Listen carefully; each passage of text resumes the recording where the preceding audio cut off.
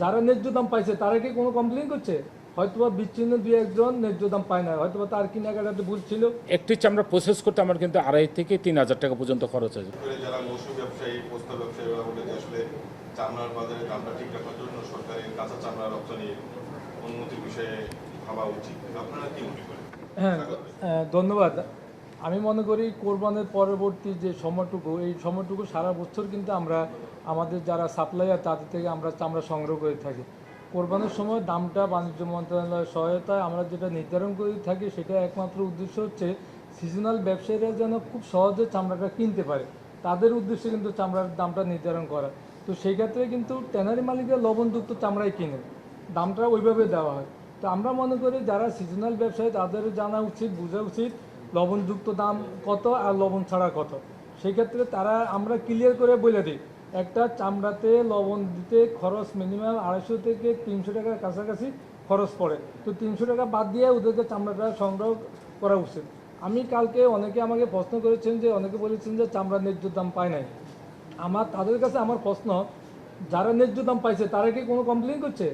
এইখানে কয়েক লক্ষ লোক একদিনে চামড়া সংগ্রহ করে, হয়তোবা বিচ্ছিন্ন দুই একজন ন্যায্য দাম পায় না, হয়তোবা তার কেনাকাটাতে ভুল ছিল, সেই বেশি দামে কিনে ফেলছে এবং যথাসময় সে বিক্রি করে নাই, তারা হয়তোবা কমপ্লেন করেছে। কিন্তু আমরা ইন অ্যাভারেজে যতটুকু জানতে পেরেছি, যারা পাড়া মহল্লা থেকে চামড়া সংগ্রহ করেছে তারা খুব কম দামে সংগ্রহ করেছে। কিন্তু যারা আমাদের চামড়া ব্যাপারী বা আমাদের যে সাপ্লাইয়ার বা আড়তদার, তারা ন্যায্য দাম দিয়েই কিন্তু চামড়া সংগ্রহ করেছে।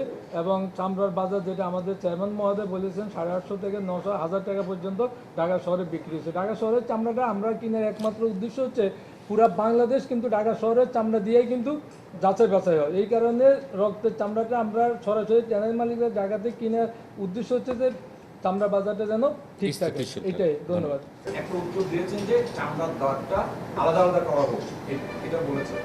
আমি যেটা আপনারা বারবার বলছেন যে প্রশাসনের আপনারা সুপারিশ করেছেন, প্রশাসন প্রশংসা করেছেন, কিন্তু ঈদের দিন অন্তত 50 ট্রাক চামড়া বস্তার মতো খুব ঘনবসতি জায়গায় ঢুকেছে। আপনি প্রশংসাও করেছেন প্রশাসনের, এটা কি প্রশাসনের ব্যর্থতা নয়? 50 ট্রাক কম না তাদের কথায়। এটি তো ঢাকার বাইরের চামড়া নাকি আপনি বলতেছেন? জি জি জি না, এখানে আসলে দেখেন, এখানে কিন্তু রাতের বেলা যে চামড়াগুলো আপনার আপনার ক্রয় বিক্রি হয়েছে, বিশেষত রাতে 2টা-3টা বাজে, যে মাদ্রাসা কমিটি এবং আপনার এতিমখানার কমিটি যারা আছেন তাদের গাফিলতির কারণে কিন্তু এই চামড়াগুলো আপনার সঠিক সময় আপনার বিক্রি করেনি। যার কারণে দেখা গেছে কিছু মৌসুমী ব্যবসায়ী আপনার কিন্তু 500-600 টাকা এই চামড়া কিনেছে। কিন্তু ট্যানারি মালিক কিন্তু কোনোভাবেই আপনার কিন্তু 800-র উপরের আপনার দাম দিয়ে আপনার কিনেছে, 800 টাকা থেকে 1000 টাকা পর্যন্ত।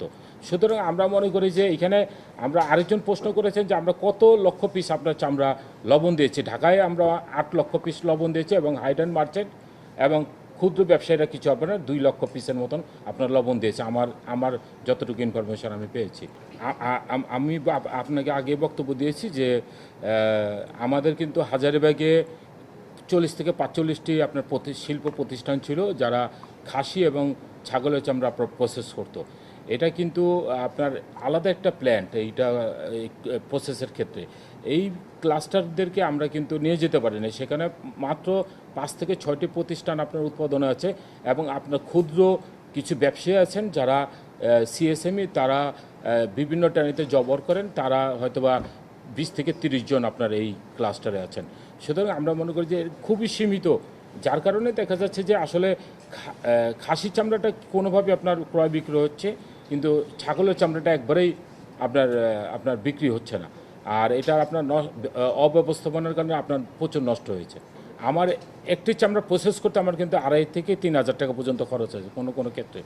সেটা আমার রাসায়নিক নির্ভর আপনার শিল্প, যেহেতু আমি ট্যাক্স দিয়ে ভ্যাট দিয়ে আমি এটা উৎপাদন আমি করছি, এই ক্ষেত্রে আমার উৎপাদন ব্যয় বাড়ছে এবং পাশাপাশি আমার যে ব্যাকওয়ার্ড লিঙ্কেজ এখানে আপনার প্রতিষ্ঠিত হয়নি, আমার কেমিক্যাল কোনো ইন্ডাস্ট্রি প্রতিষ্ঠিত হয়নি। অথচ আমাদের পার্শ্ববর্তী দেশ ভারতেও কিন্তু 90% আপনার কিন্তু ব্যাকওয়ার্ড সাপোর্ট দিচ্ছে, অথচ আমাদের এখানে একটা শিল্প প্রতিষ্ঠানও গড়ে ওঠে নাই। এবং পাশাপাশি আপনার ফুটওয়্যারের দাম বলছেন, ফুটওয়্যার এইখানে যেহেতু আপনার এখানে এই ফুটওয়্যারের ক্ষেত্রে ব্যাকওয়ার্ড লিঙ্কেজ আপনার গড়ে ওঠেনি। আমরা কিন্তু 100% বৈদেশিক নির্ভর র মেটেরিয়ালস এবং অ্যাক্সেসরিজের উপরে ডিপেন্ড করছি।